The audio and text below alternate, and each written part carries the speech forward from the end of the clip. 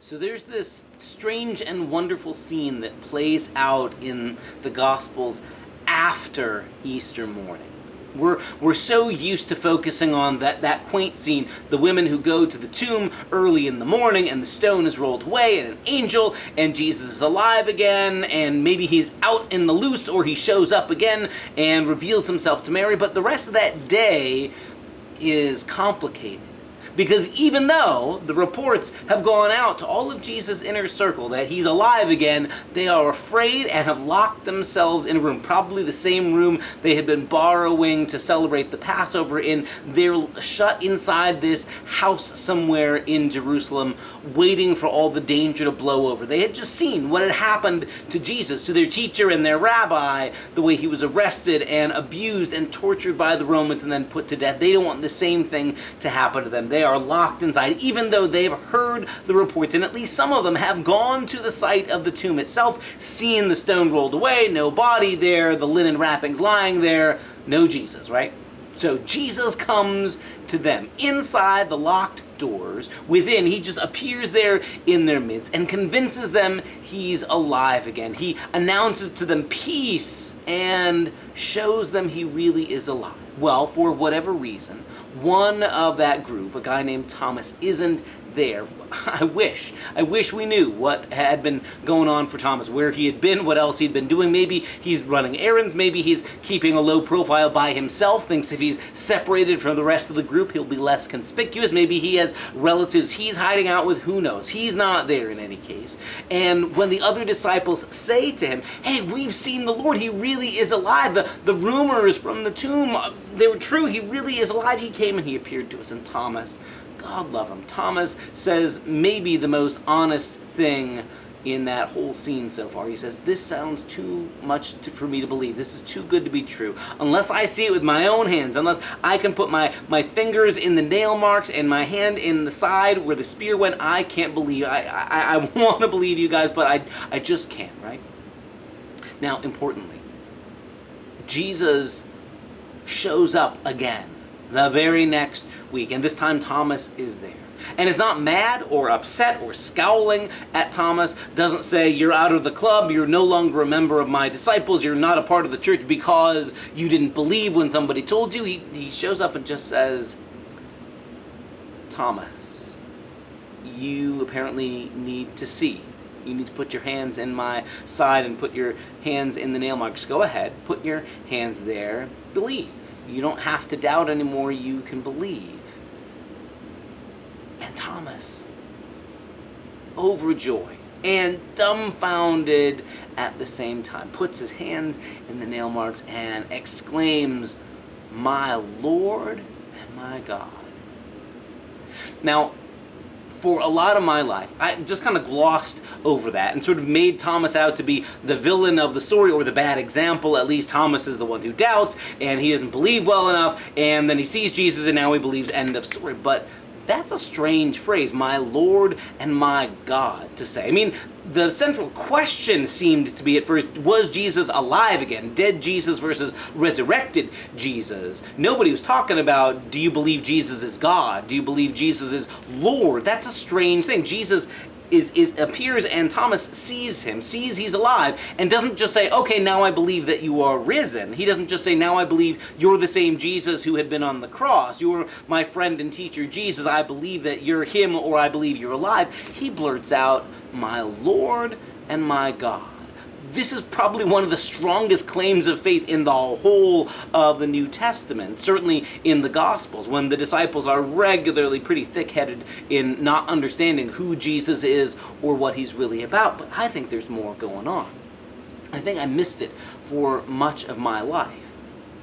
Turns out the phrase Lord and God isn't just sort of a random collection of words that Thomas blurts out. Turns out Roman Emperor Domitian, who is the emperor around the time that John wrote this gospel, late 1st century, was one of those emperors who was convinced he wasn't just a political ruler or a king, he wasn't even just an emperor, he insisted on being called in the Latin Dominus et Deus, Lord and God. And you can find ancient historians who record how people bristled at the gall, the sheer arrogance of this emperor insisting that he be addressed as, and going around titling himself as, Lord and God. Those are loaded words, in other words. When Thomas blurts out about Jesus, my Lord and my God, those words ring with a certain distinctive feel to it, not just to everybody in the room there, but certainly to everybody reading John's Gospel. When they hear the phrase Lord and God, they can't help but think of every time the emperor, Caesar, Domitian, has insisted on being addressed that way, the way they have it stamped on coins and official imperial correspondence, the way the empire makes people swear their allegiance or at least give their deference to the emperor as Lord and God. And to hear a story where one of Jesus' followers sees him and the wounds and the nail marks in his hands and says, you, not Caesar, not the one responsible for putting the nails in your hands, but you, the one who bore the nails, you are Lord and God. That's a powerful statement about who's really in charge and whose empire is really just made on ash and dust. In a way, it's almost got the feel of, in our culture, in American culture, there are certain additional titles that go along with our political offices, like, say, the president. Our Constitution titles the head of our executive branch the President of the United States, but we've accumulated other titles for this person over time. The Constitution talks about the president as Commander-in-Chief. That's sort of a military title, a way of saying the president isn't just in charge of, like, ceremonial stuff like the Queen of England, but is actually technically the head of the armed forces and commands our armed forces, is a military leader, even if they weren't an enrolled or enlisted soldier or sailor. There are titles like Chief Executive or Leader of the Free World, right? Or the highest office in the land. These are titles that we use. And if somebody says, hey, I'm talking about the leader of the free world, we know that's a way we talk about, oh, that's the President of the United States. Or if we talk about the highest office in the land, clearly reference to the President. If you hear somebody say Commander-in-Chief, again, that's a way of talking about the presidency, right? Imagine if somebody referred to somebody who wasn't the president and said, you're my commander-in-chief. Who cares what whoever else calls that role for themselves, whoever else calls dibs on that? Nope, you are my commander-in-chief. That would say something about where your allegiance was, and it would also say something about who you weren't giving your allegiance to.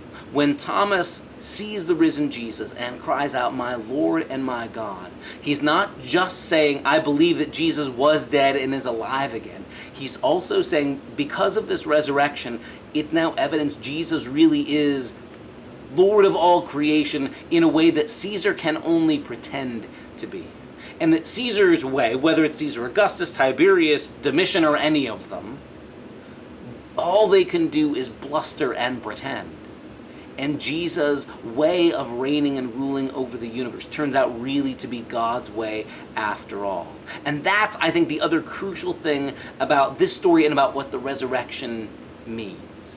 Everybody who had lived through the crucifixion of Jesus or anybody else, because the Romans were terrible and efficient and ruthless in crucifying anybody they saw as a threat or someone they wanted to make an example of.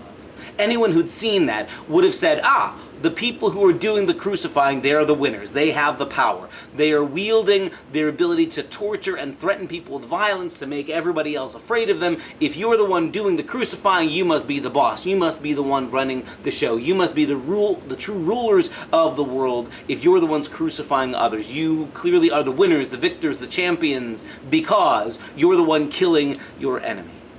The amazing claim that starts there in the resurrection, and that we are part of now today, echoing Thomas, is to look at Jesus and the nail marks in his hands is to say, you're not the loser, Jesus, you're the winner. Your way of winning is the willingness to go to a cross, to break open the power of death as well as the power of empires, past, present, and future, and instead to reign through suffering love that triumphs and rises from the dead, breaking the power of death itself, breaking the power of empires to threaten people and make people afraid.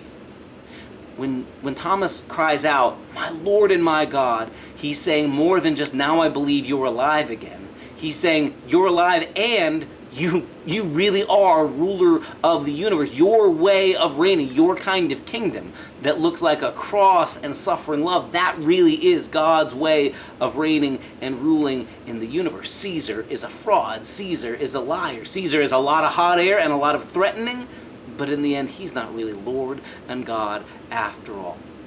It's like looking at Jesus and saying, no, you really are commander-in-chief. You really have the highest office in the universe. And to say all other people who claim that role are pretenders, or those empires really don't have the power they claim to. The early Christian community staked its entire existence on that idea. Not just that a crucified rabbi had come back to life again, but that was evidence that he really was Lord over all creation, and that his way of reigning really was God's way of reigning. That in the end, God's way of ruling the universe is not to crush or destroy God's enemies, not to be the one killing enemies, but the one to bear death at the hands of the enemies, even to die for them.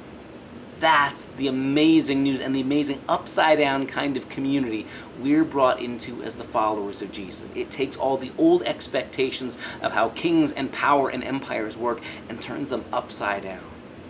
Thomas says an awful lot more than maybe we ever gave him credit for. So this Sunday, join us for the conversation to explore this story in greater depth and to discover not just that Jesus is alive and had been dead before but is now risen, but that's evidence. The nail marks are evidence, and his resurrection is evidence. He, and not any other pretenders or emperors or kings of history past or present or future, really is Lord and God. That's good news. See you Sunday.